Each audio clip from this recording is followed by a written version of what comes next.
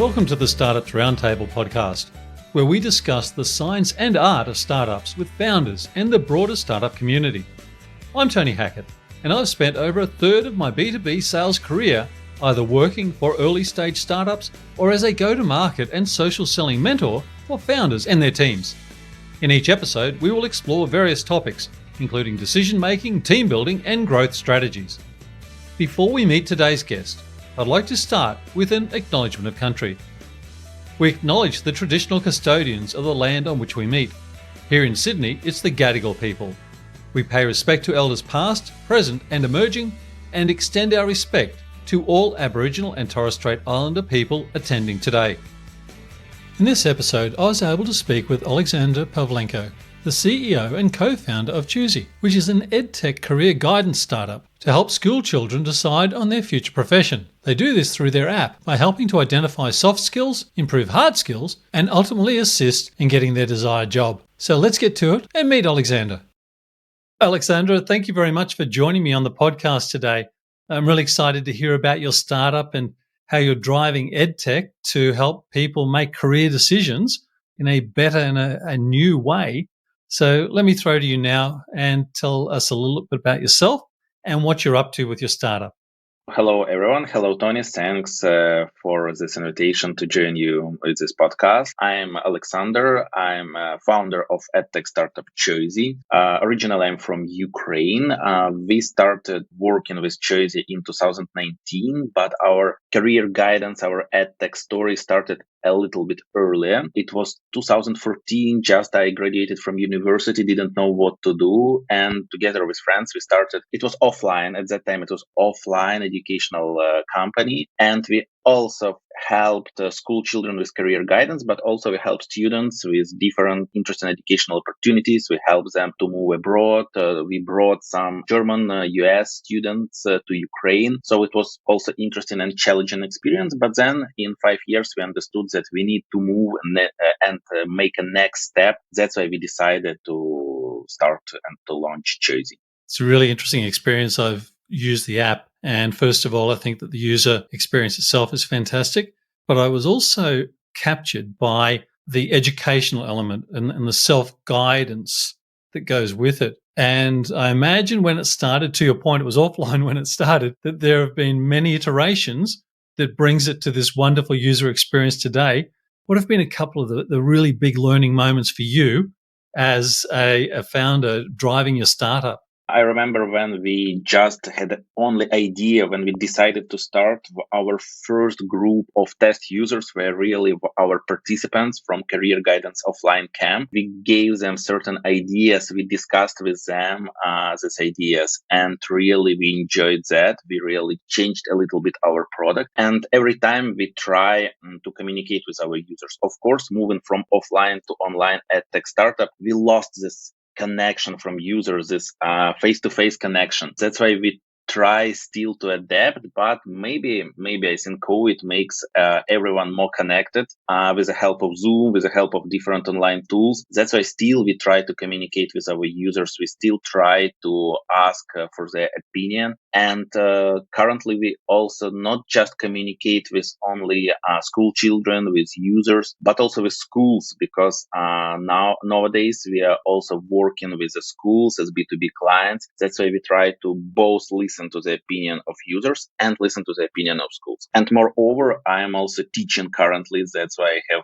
great opportunity to communicate with my users, my potential users, my current users every day at school, and better understand them, how they live, how they think, how they feel, what they like, what they dislike, what are the current trends in the modern teenager society. There's something that's very rich in the data, I'm sure, that would advise educational strategists, because to get that real pulse of the communities, the educational communities of children and young adults, there's no better way to get that than when they're putting down their aspirations or they're trying to enter their aspirations, and to see if the educational system is there to support them in growing to that point, but also progressing beyond into their undergraduate and postgraduate careers.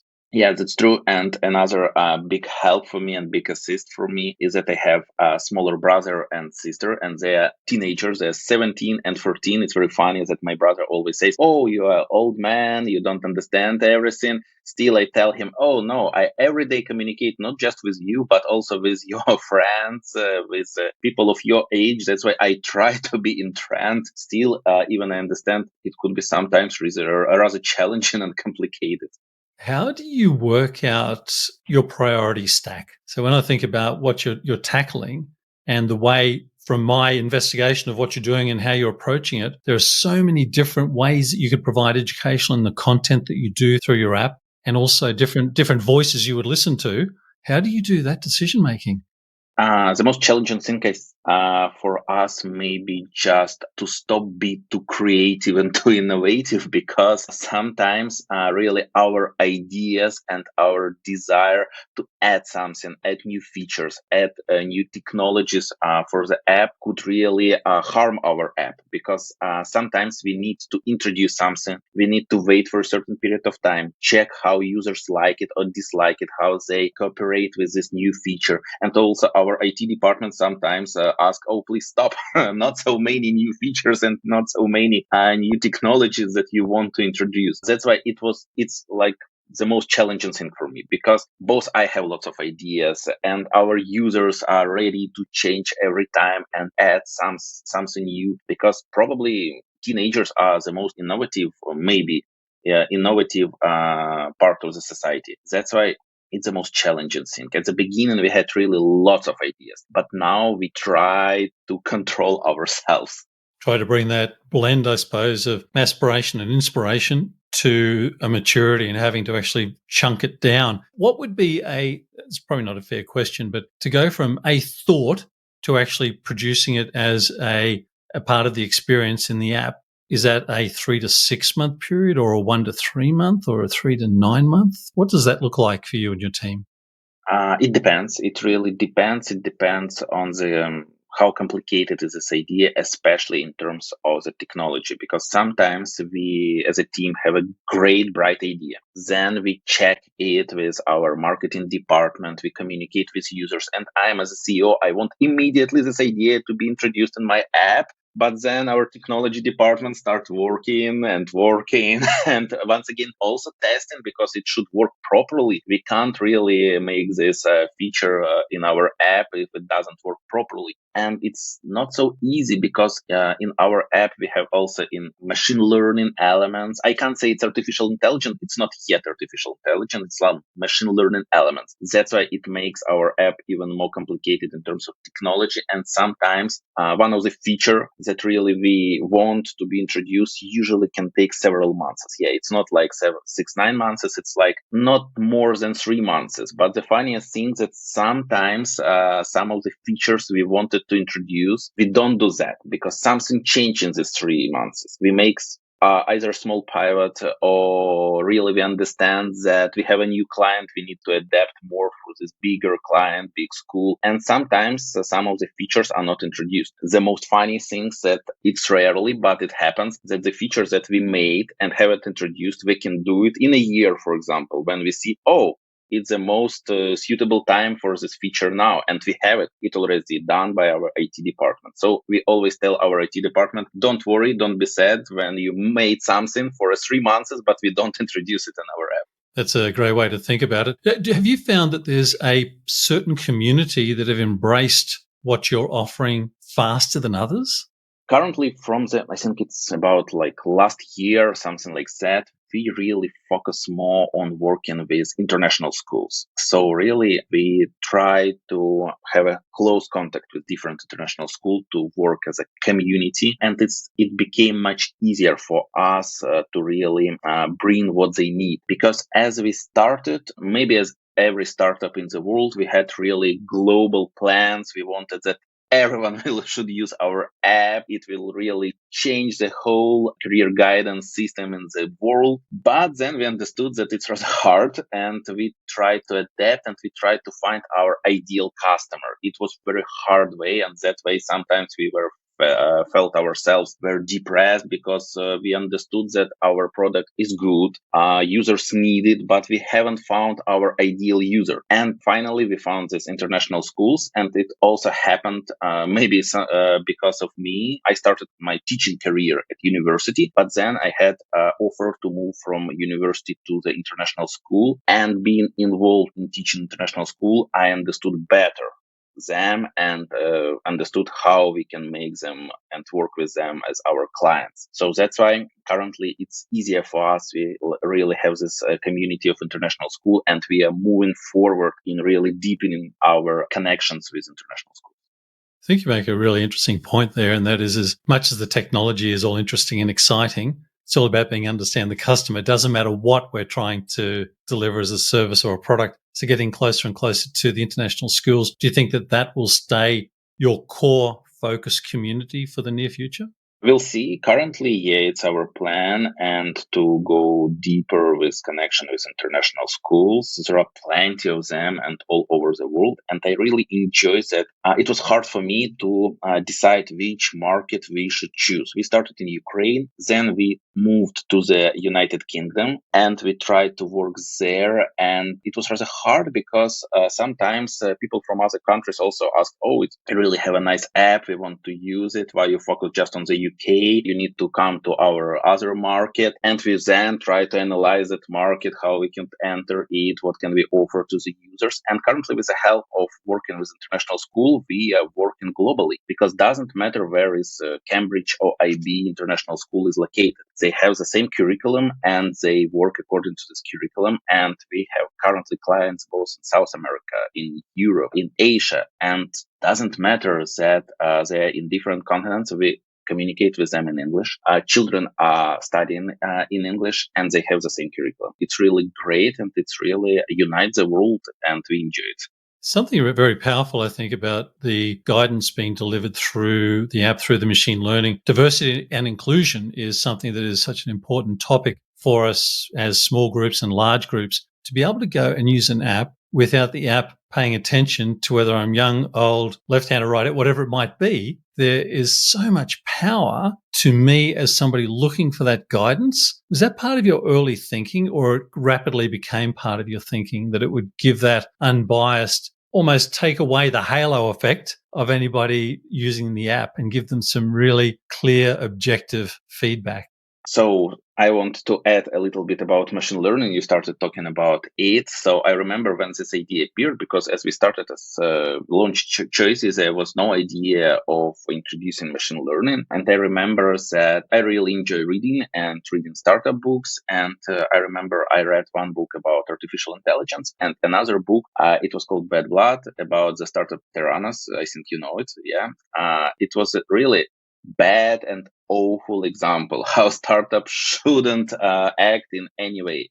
But what I enjoyed in this CEO of the startups, that she really has her goal and she goes to her goal. Doesn't matter that it's real or unreal. So really, I thought, why should we start and work in our startup on some very easy things that everyone else can do? And I remember I came to our CTO and say, I have idea, but don't kill me, please. We need to introduce artificial intelligence our app. Is it possible? He was thinking for certain seconds, and they'd say, probably yes.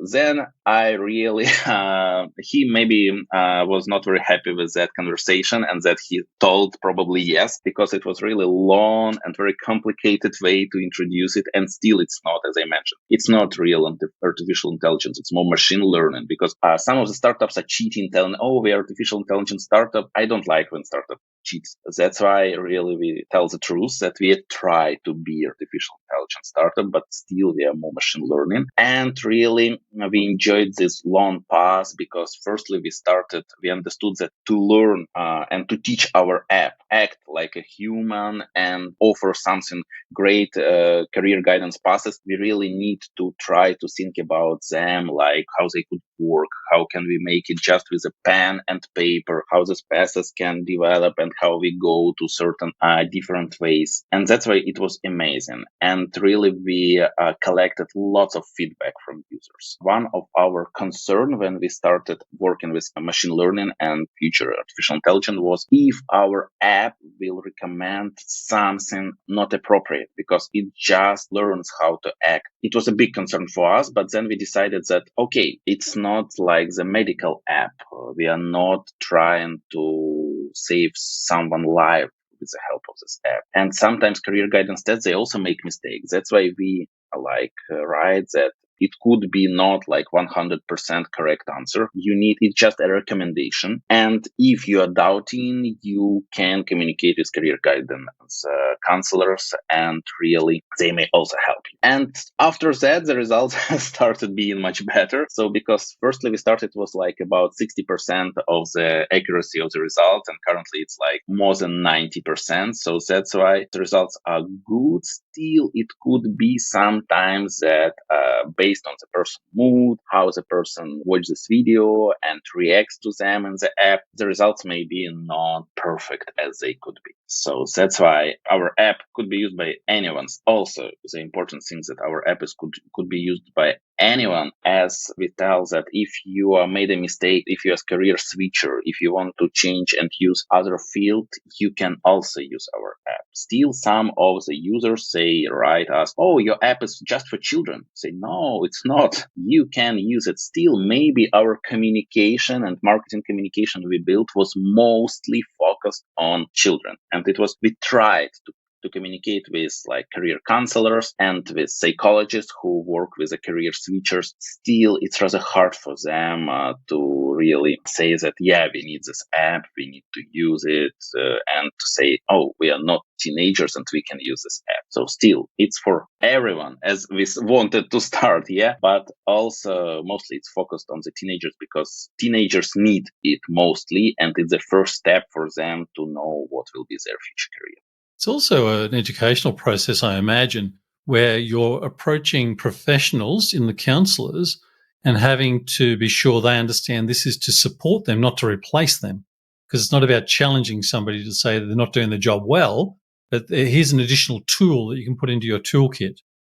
That's true. And when we started, we really, by ourselves, our team, we tried, I think, tens, maybe almost, 20, 30 career guidance tests. And we understood that they are not ideal. Really, sometimes as in bad detective book, I can understand what will be at the end. And sometimes really, it was very funny that some of the part of the test, for example, gave me the result as a teacher, another part as entrepreneur, third part as, journalist or writer or something like that. And I understood whom I will be from this test, from the first 5-6 questions. And really, we see and we collected the feedback from teenagers who said, oh, it's too boring to answer these questions for 2 or 3 hours. At the end, we just don't focus on them. Try to really finish this test as fast as possible. And when we started our app, we also communicated with career counselors and psychologists and asked them their opinion about our app. Is it possible to substitute career guidance test? Of course, the response is no, it's not possible. No, just career guidance test. It's a classic. It's a science. We can't replace them. Okay, still we try. So then when we already introduced our app and communicated with career counselors and offered them to add our app to their different tools and offer it to their clients, some of them were really not very open to that. They told that we have already tests, we have already tools, we use them. And then we started to communicate with some of the career counselors, not just from the position of clients, but like to make some kind of marketing conversation, what they use, what they like, what they dislike. And we found several really very friendly career counselors who told us that you need to focus mostly on the younger and just like a newcomers to this profession, because still they don't have their pack of tools and still they are looking for something new. Those who already 5, 10, 15 years in this career, they already found what works and they simply don't want to change it because it's very easy to ruin what is working. So still it was one of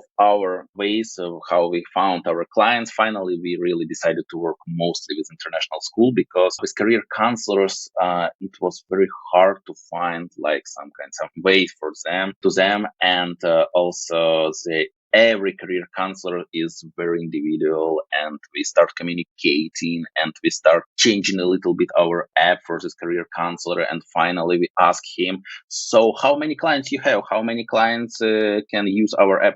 Oh, 3 or 4. And we say, oh, we made so much work for just 3 or 4 users. So it's really other situation with school when we really try to work closely with the school as a B2B client and they offer it to hundreds of students and hundreds of users. So that's why much better for us. I always wonder about data and intuition and how a startup starts with a point of view and a founder starts up with a point of view. And then as you get more and more data, how easy is it still for you to go with your instincts and your intuition? What you're describing there feels like there's still a rich place in your business for intuition, but you rapidly test it and settle on the strategy after refining it with the data. Is that a reasonable interpretation of what you've just described? Yeah, when we started, maybe most of our ideas were based on intuition. Simply just even to start my offline business, it was just intuition. We haven't made any research at all. Of course, going into the startup, we made some research, but still we didn't have any data. I remember even communicating and working with our financial manager and to make some financial forecast. We simply just were guessing. I told him, and if I don't like these numbers, and what if we change it? You can do it. It's just forecast. We don't have any data based on. Currently, really, all our offers, all our ideas are really checked and double checked using the data and using the past data that we have already. And maybe it makes this startup process less romantic and less interesting, but still it's more predictable. We try really to avoid risks because making some failed decisions and not very appropriate decisions really may cost us time and money. And sometimes time is even, to lose time is even worse than lose money. So that's why we try to check and double check. And the best thing that no one really is affected by that, oh, my idea wasn't good or something like that. I offered that and we checked and data showed that we can't work with this idea anymore. So it's not a problem. The same for me as a CEO. I can offer something. I know that the marketing department will double check it. And only after that, this idea can start be like live in our app or it will be just closed. Tell me, as a CEO, what gives you the most joy? What is the thing that really has you spring out of bed in the morning and just so excited to be working as part of your team?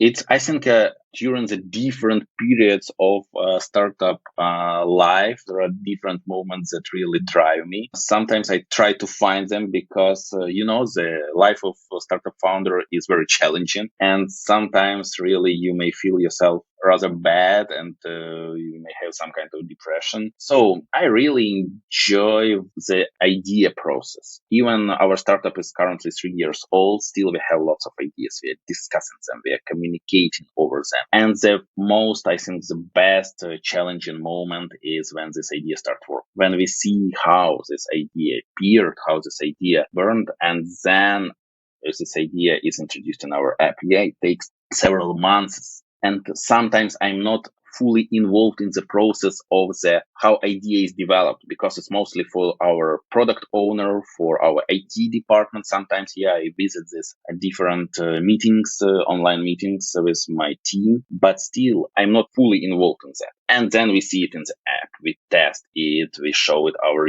users, we receive this positive feedback. So there are lots of moments. Working on idea, it really drives me. Receiving positive feedback from our users, it's also drives. To see that the team is happy, that they're communicating, that they're friendly, because the beginning we had some conflicts in team and some of the members of teams they came and left. Currently, and I hope it will be so, I see that really we found not just a good specialists and not just professionals. We found really nice people, and it's comfortable for such people to work together. And we already have our startup culture. The funniest thing, we wanted to hire one person. We really told a lot about our startup culture, how we work together. And this person said, yeah, I'm ready. I enjoy this type of culture. It's really best suits me. And she started working just for one day, and I see, no, she doesn't suit our culture. I don't know why she lied to me in the interview. And I told her, you're a great specialist. That's why we wanted to hire you. But we see that you simply don't suit our culture. Sorry for that, but we can't work together. So that's why this common culture, like common things that unite us together, it also makes me happy. So there are lots of small moments that can make a startup founder and CEO happy. So at least there are some things that make you happy. That's a wonderful part of the story and part of the answer. Oleksandr, could you close for us today by sharing some perspectives and experiences around coaches and mentors and how you've been able to find people and how you might, I guess, give some advice to somebody thinking about pursuing a coach or a mentor? I think if you have already certain amount of experience and you not just want to accumulate and collect it, you want to share it with other people, you have such opportunities, you enjoy it, probably you can also start your, it's not like career, maybe it's like hobby. Yeah. I don't know, for me it's like a hobby. So as a mentor, as a coach, and you can help others, firstly, before even being not just a startup founder but a mentor in different startup accelerators. I started my channel in Telegram. It's a messenger, but you can also have different channels and write about some things. I started my Telegram channel about startups, and I just wrote my thoughts and my experience. That's it. And more people join the channel. Currently, it's almost 2,500 people there, and Ukrainian founders of Ukrainian startups. And really, the funniest thing that more people in the startup community may know me not just because of my startup, but also because of my Telegram channel. And then I understood, so maybe I need also to try to help like startups, communicating with them, giving some advice, and maybe here my teaching experience also helped me. But I really enjoy this career, and recently we decided that it's not enough for me just to be a mentor. I found some two other partners, and we started a startup studio, and we help also like startups on this early stages startup to make these first steps to avoid so many mistakes that lots of startups made. We also made lots of mistakes, I think, as every startup. So that's why I also enjoy it. It also drives me. And what is important for me, maybe if I had just a startup and I'm was focusing just 24 hours a day, 7 days a week, just on my startup, maybe I will feel myself worse than I really switch activities. I am working with my startup, then I have a teaching opportunity, then I'm mentoring startups, and really changing these activities and looking into my startup from different points of view and not being 24 hours involved in it, it really makes my startup and me feel personally much better. Wonderful tips and a terrific place for us to wrap today. Thanks so much for joining me. It's a great story, and there couldn't be a more important pursuit than helping young people make career choices. So I wish you well. I'll be paying attention to what you're doing, and I appreciate your time today. Thank you, Tony. Thank you. It was really great experience. I hope you enjoyed today's episode. Feedback is always welcome, and I would appreciate introductions to potential future guests to invite onto the podcast. But that's it for today. Thanks for listening, and bye for now.